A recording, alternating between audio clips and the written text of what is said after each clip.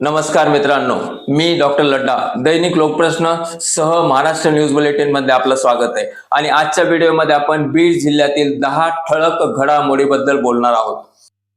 याच्यापैकी पहिली घडामोड म्हणजे बीड जिल्ह्यामध्ये बीड विधानसभेसाठी नेमकं कुणाचं तिकीट जाहीर होतं या गोष्टीकडे बीड विधानसभेतील लोकांचं बारकाईने लक्ष होतं। कारण 2 दिवसापूर्वी ज्योती मेटे यांनी राष्ट्रवादी काँग्रेस शरद पवार गटामध्ये प्रवेश केला आणि हे बोललं जात होतं, हा कयास लावला जात होता की ज्योती मेटे यांना तिकीट मिळतं की काय।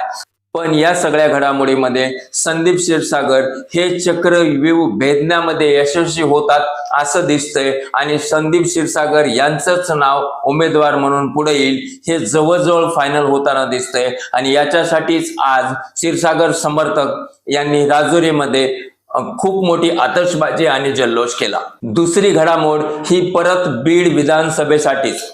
बीड विधानसभेमध्ये शिवसेना एकनाथ शिंदे गटाने आतापर्यंत कुठलाही उमेदवार जाहीर केलेला नाहीये किंवा महायुतीचा दुसरा घटक अजित पवार यांनी पण उमेदवार जाहीर केलेला नाहीये।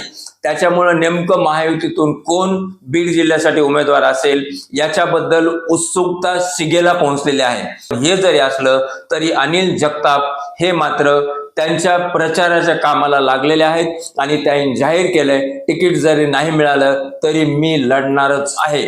आणि त्या दृष्टीने अनिल जगताप आणि त्यांचे शिवसैनिक कामाला लागलेले आहेत। जिल्ह्यातील तिसरी घडामोड वंचित बहुजन आघाडीचे अशोक हिंगे यांनी मात्र आज राजीनामा दिला आणि त्याच्यानंतर नेमके अशोक हिंगे कोणती भूमिका घेणार आहेत। अशोक हिंगे हे मराठा आहेत, अशोक हिंगे हे सर्वसामान्यांचे सामान्य नेता म्हणून ओळखले जातात।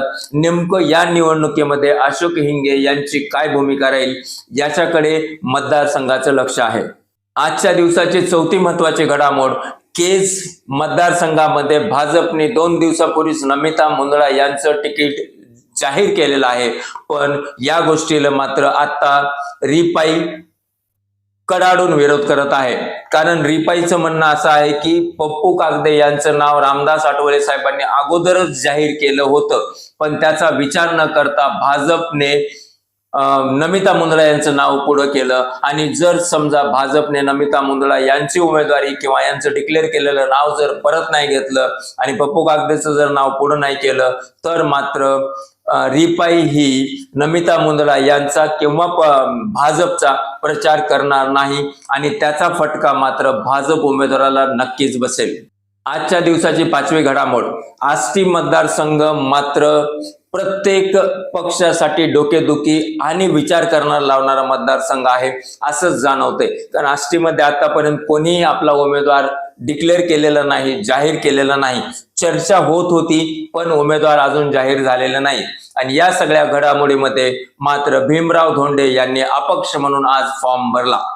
त्याचबरोबर आता विषय येतोय की नेमकं आजबेंची उमेदवारी जाहीर होणार आहे का, आणि तसं जर झालं तर सुरेश धस काय भूमिका घेतील आणि मग शरद पवार म्हणजे महाआघाडीकडनं नेमका कोण उमेदवार असेल। सुरेश धस यांनी जाहीर केले की ते अपक्ष निवडणूक लढणार आहेत आणि त्या दृष्टीने ते आणि त्यांचे कार्यकर्ते कामाला लागलेले आहेत।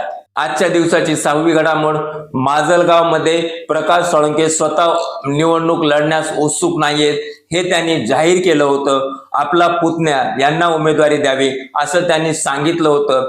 तरी पण अजित पवार यांनी शरद पवार यांच्यासारखं निष्ठावंतांनाच न्याय देण्याचा नियम समोर ठेवला आणि त्यांनी प्रकाश साळुंखे यांची उमेदवारी जाहीर केली। उमेदवारी जाहीर केल्यानंतर प्रकाश साळुंखे मीडियाशी बोलताना म्हणाले की महाराष्ट्र पुढे जाण्यासाठी सर्व मतदार विचार करतील, त्याच्यामुळं छोट्या मोठ्या बाकीच्या समीकरणांना मतदार थारा देणार नाहीत। त्याच्यानंतर जिल्ह्यातील 7वी घडामोड गेवराईमध्ये लक्ष्मण पवार यांचं नाव मागील 2-4 दिवसापासून चर्चेत होतं। कारण लक्ष्मण पवार यांनी भाजप सोडून शरद पवारची भेट घेतली आणि त्यांच्याकडे पक्ष प्रवेश केला होता, म्हणून लक्ष्मण पवारच शरद पवारांचे उमेदवार असतील असं बोललं जात असताना आज मात्र गेवराईची जागा ही महाआघाडीच्या शिवसेना उद्धव बाळासाहेब ठाकरे गटासाठी सोडली गेली आणि बदामराव पंडित यांच्या हातामध्ये मशाल दिली गेली। आता नेमकं दोन पंडित मध्ये लढाई होणार आहे का हे बघणं उत्सुकतेचं राहील आणि त्याच वेळेस लक्ष्मण पवार नेमकी आपली कोणती भूमिका जाहीर करतात हे पण बघणं उत्सुकतेचं राहील। त्याचबरोबर जरांगे पाटील नेमकं कोणाला सपोर्ट करतात की स्वतःचा उमेदवार देतात हे पण बघणं गेवराईकरांसाठी उत्सुकतेचं राहील। आठवी महत्वाची घडामोड, परळी विधानसभेचे अजित पवार गटाचे उमेदवार धनंजय मुंडे आणि अजित पवार राष्ट्रवादी गटाचे स्टार प्रचारक यांनी आज एक स्टेटमेंट केलं की माझा अभिमन्यू करण्याचा प्रयत्न करण्यात आला, पण मी अभिमन्यू नाही, मी धनंजय आहे।